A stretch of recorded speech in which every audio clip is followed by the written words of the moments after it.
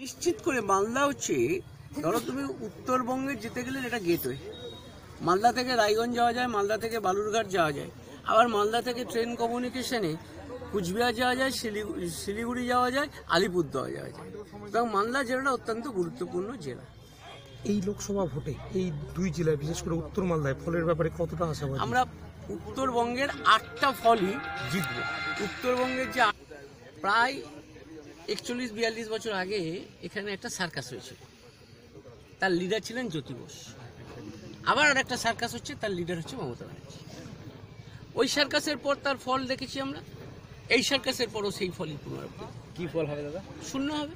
প্রধানমন্ত্রী হবে বলছেন যে একটা মানুষ, আমি চ্যালেঞ্জ করছি ওনাকে, উনি ভারতবর্ষের প্রধানমন্ত্রী হতে চাইছেন। উনি ভারতবর্ষের মধ্যে পশ্চিমবঙ্গ ব্যতিরিক্ত অন্য যে কোনো রাজ্যে যদি উনি নির্বাচন লড়ে জামানত রাখতে পারেন, তাহলেই আমাদের দলের পক্ষ থেকে ওনাকে প্রধানমন্ত্রী করে।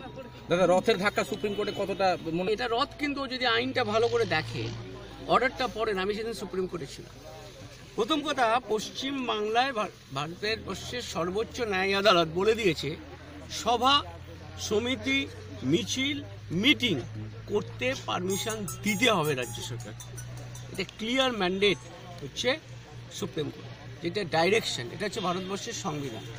এবং আর সভা এই যাত্রার ব্যাপারে যারা বলেছে, গণতন্ত্র বাঁচাও যাত্রার ব্যাপারে তারা বলেছে আরও ডিটেল দিয়ে রাজ্য সরকারকে জমা দিতে। রাজ্য সরকারকেও বলেছে সংবিধানের 19 (1)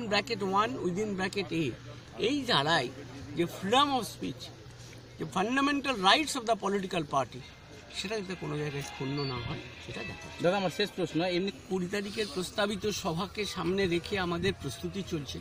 এবার কি ঘটবে সে তো আগাম বলা যায় না, কিন্তু আমাদের অমিত শাহজি, আমাদের উত্তরপ্রদেশের মুখ্যমন্ত্রী আদিত্যনাথ যোগীজি, আরও আমাদের সর্বভারতীয় নেতৃত্ব, সবার এই সভায় আসার কথা আছে।